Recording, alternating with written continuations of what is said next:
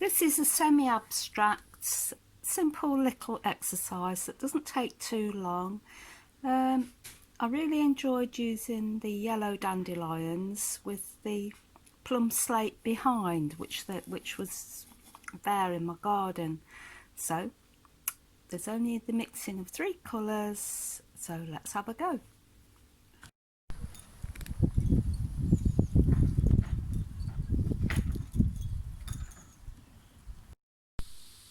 Hello, Claire Botterill here again. I'm in my studio and I'm going to show you just a small little painting that's fun with dandelions and the plum slate on my garden.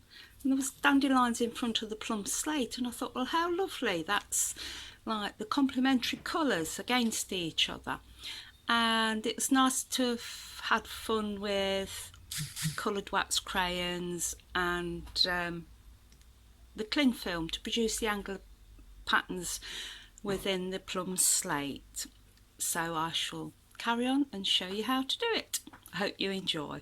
Okay, here we go. I've got my watercolour paper ready stretched, and I like to draw a line around the edge, and this kind of keeps you so you know where you're going. So if we were to put this mount over there, you know your picture would fit in the mount when you're finished. I'm sorry it doesn't look very square on the screen.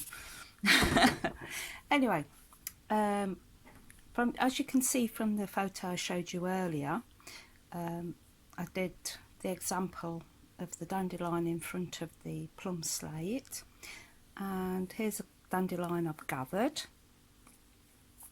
one that's gone to seed, but we're going to imagine that this is coming into flower. So what I would like to do is construct the composition, and I would like the full flower coming into the bottom of the picture a bit. I am drawing this with a yellow pencil, hoping it will come out on the video, but still, we'll see. And then I think it would be nice to put one in here, just coming half open, and the little bud shooting there. Now what I like to do with these is draw in with Crayola crayons. And so you can see that the dandelion is paler on the edges and darker inside. So I'm going to use the one that is called dandelion first and just radiate really lovely loose lines following the flow of the flower there. And I'm going to put some in the centre there. And the other Crayola crayon is just called yellow, and these are available in the 24 packs in most stores. You can get them from our store, Wilco's, and it's just so much nice fun to put these textures in with these lovely rich colours. Allow yourself to be loose and not too perfectionist, because these little exercises don't take too long, and I think if you do them loose and free, they end up with more life about them. Trying to be careful is fine, but you don't want them to look too stilted. And so we've got that lovely jaggedy edge on the dandelion. Okay, I'm just going to put a little bit more of the dandelion colour in the centre because I really want it to be rich and vibrant. So the plum slate that I photographed my first one from, there's how the plum slate kind of looks. So I'm just going to move that and my dandelions and show you how to mix the colours for the plum slate. Here I have burnt sienna, ultramarine blue and alizarin crimson.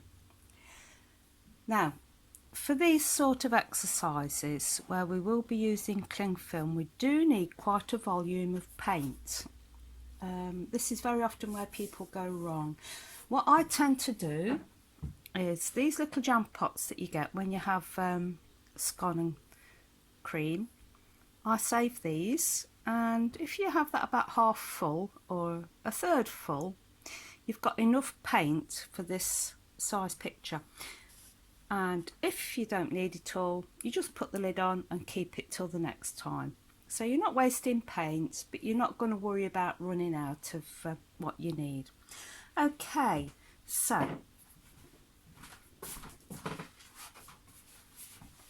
I'm just going to show you with the colour mixing.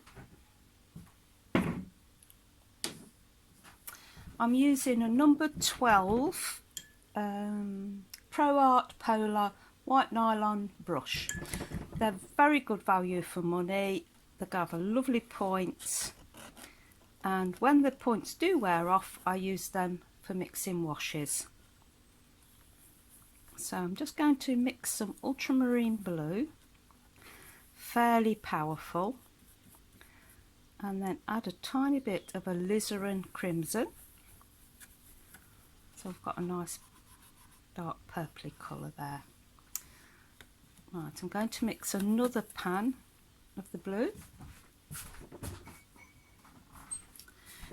If I need to add water to my mix, I tend to like to use a pipette, and then I'm not losing all that lovely colour in my water jar.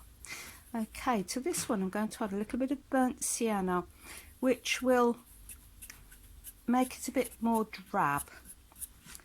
So you've got a colour that's becoming a bit more similar to this purple slate. It's interesting to see it with some water on.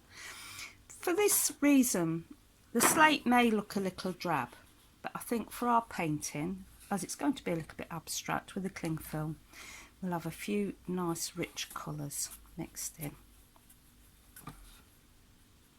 So this one's quite red. I think this is a little too red, but what I tend to do is I always test my painting, my colour mixing as I go along. That's rather nice. I think I will have it a bit redder. We can drop that in.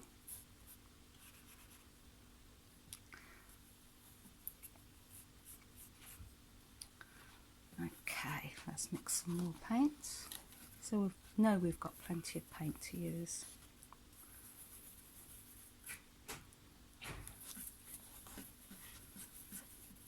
That's quite a purpley one. A little more water.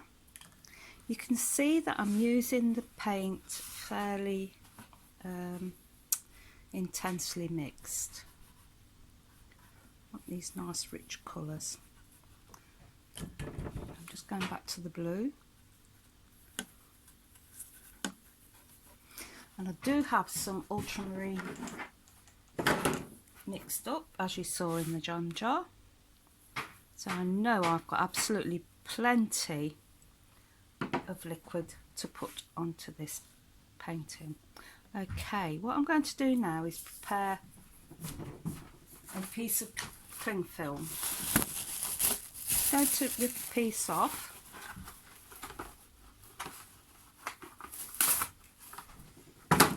And this is ready for when I apply the paint. So I'm just going to lay the paint in. See how the wax resist repels those lovely dark colours.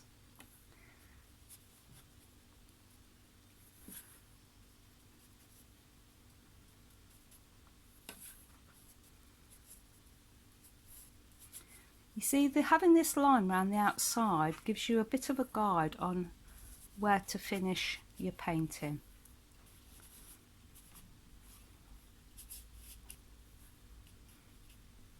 Let's add a little bit more red into that, make it a bit more exciting.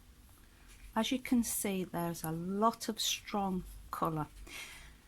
When the cling film is applied, what happens is, with capillary action, those little creases, the paint will run up into the little creases in the cling film.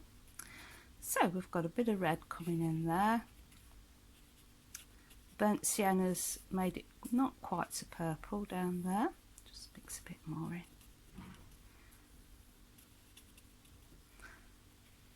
and then we'll apply the cling film. Just move the palette for a minute. Right, this is the fun part. So we've got the shapes of the plum slate that are rather angular, varying in size, and we'll just lay that on, and you'll see it will produce its own patterns. The thing is, don't try to be too perfectionist with this. You will have big lumps of slate and then patterns of the small slate. So I'm just going to leave that to dry now, and see you when the cling film's dry. Here we are an hour later, and I'm just taking off the cling film, and with this little penknife I'm just going to scrape off the little bits of paint that I don't want on the painting.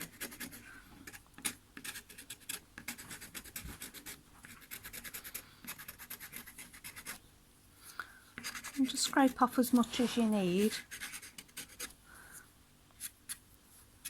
to leave that nice little abstract painting. Right, let's offer up the mount and see how it looks. Let's just put that into, oh, and there you go. So that's just a nice thing to experiment with and have a go. Don't be too perfectionist and let the materials do the work for you. Okay then, thank you. See you again.